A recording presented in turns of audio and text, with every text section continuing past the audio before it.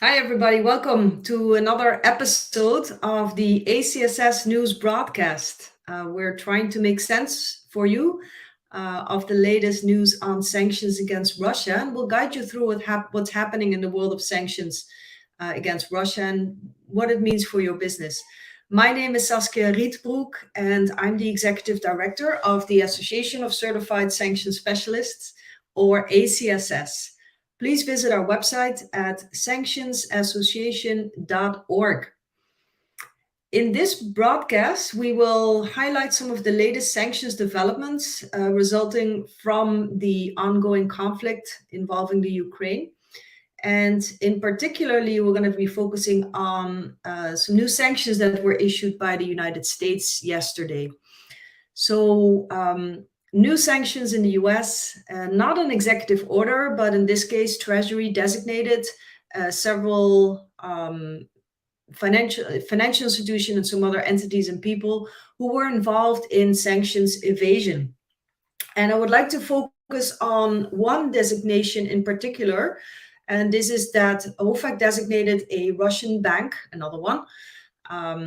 This is a commercial bank called Capital Bank. And it's a Russian privately owned commercial bank. It's now blocked.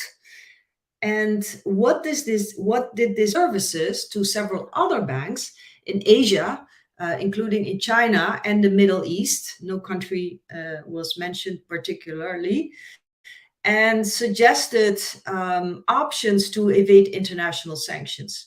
So this Russian bank offered its clients the ability to conduct transactions via its own alternative to SWIFT. Remember, several banks were de-SWIFTed some weeks ago, and they offered to do these transactions, including for the purpose of processing US dollar payments for sanctioned clients.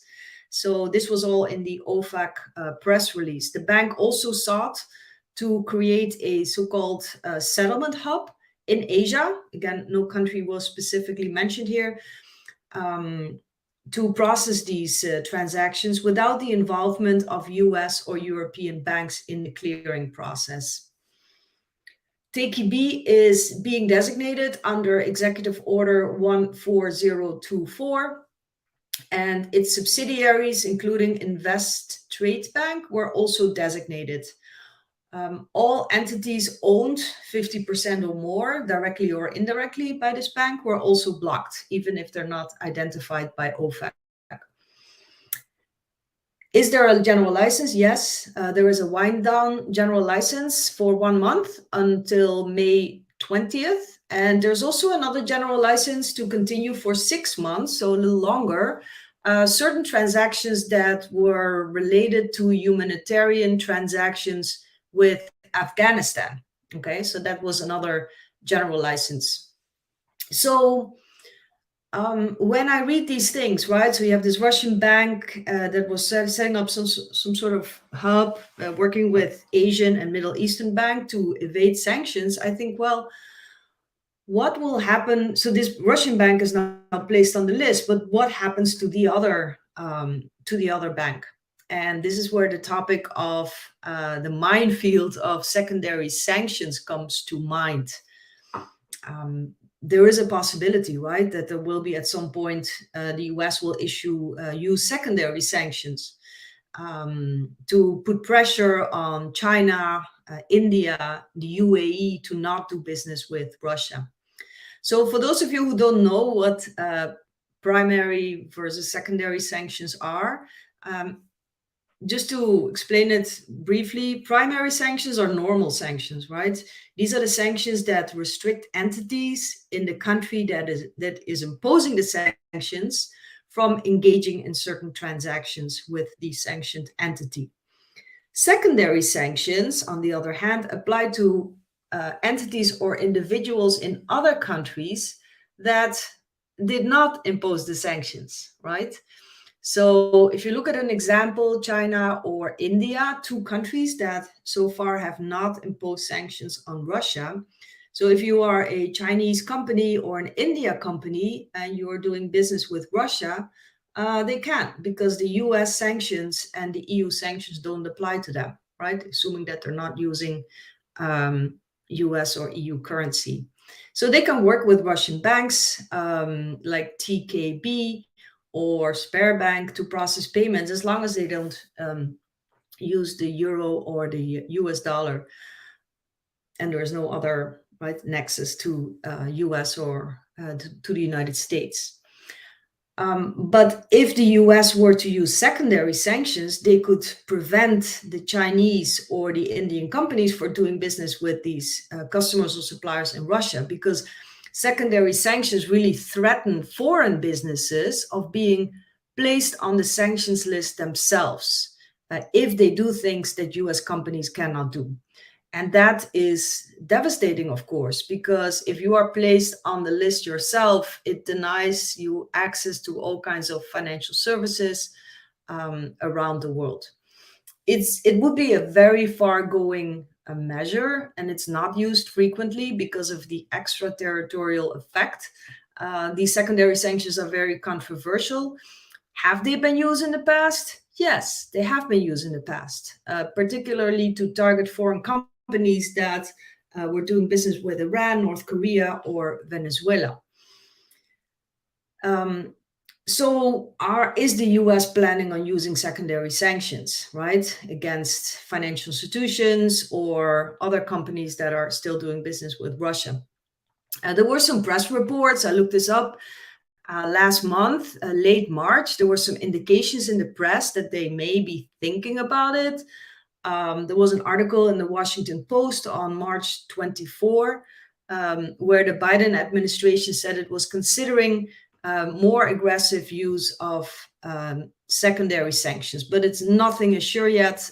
This article said that the step was probably not imminent and no decision to impose these measures has been made.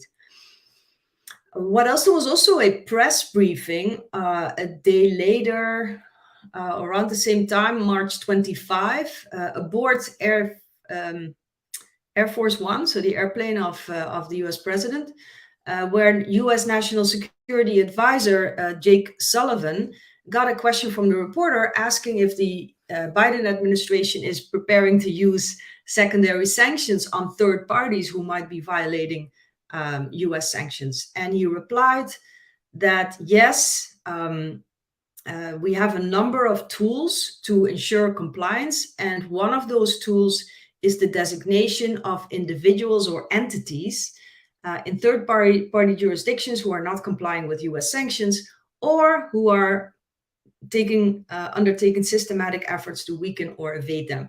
So that is exactly what has happened in this case, right? With this Russian bank working with Asian and Middle Eastern bank. So, and then he went on saying this, Mr. Sullivan said, we're prepared to use them if it becomes necessary to do so. So again, these, I don't know if they're going to do it, but it is an option. And like I said, they have been used in the past. For example, I think for the first time, like in 2011, under Obama, when secondary sanctions were used on Iran and really forced Iran to go to the negotiating table to negotiate the nuclear treaty. Another example was more recent, a few years ago, where the US placed several Chinese shipping companies on the SDN list, on the game over list, as I call it, for doing business with Iran. So it does show that the US at times will target foreign companies for engaging in sanctionable conduct with, sanctioned countries or sanctioned entities. So they could do something similar with Russia, but I don't know if that's going to happen.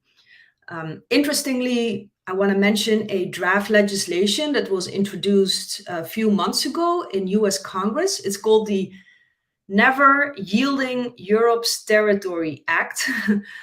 These names, I don't know who comes up with them, but the NYET Act of 2022. And this act, which is still a draft, would mandate that the president impose secondary sanctions upon any financial institution, any foreign financial institution that is found to have knowingly engaged in a significant financial transaction with sanctioned Russian banks. So if this law is passed, then the Asian banks and the Middle Eastern banks that work with TKB Bank could be subject to secondary sanctions. So that could be full blocking sanctions, SDN designations, or, for example, restrictions on correspondent and payable through accounts, both very painful. So these developments I thought were very interesting yesterday, and we'll see what comes out of this. So let's see if there's any questions from the audience.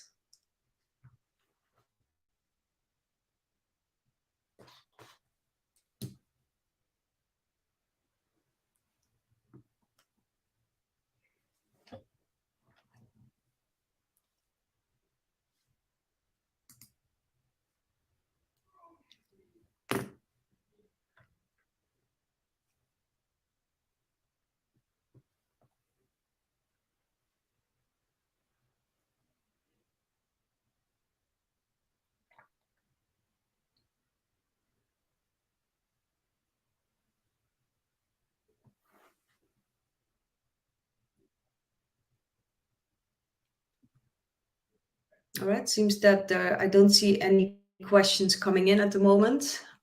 Just to wrap up, these secondary sanctions, if they are issued, are going to be very, very powerful. Sometimes just the threat of them is very powerful, and Chinese and Indian companies that, like I said, are not covered by US or EU sanctions may have to choose between doing business with Russia or with the US and Europe, just like they did in the past with Iran. So we'll see what comes out of this.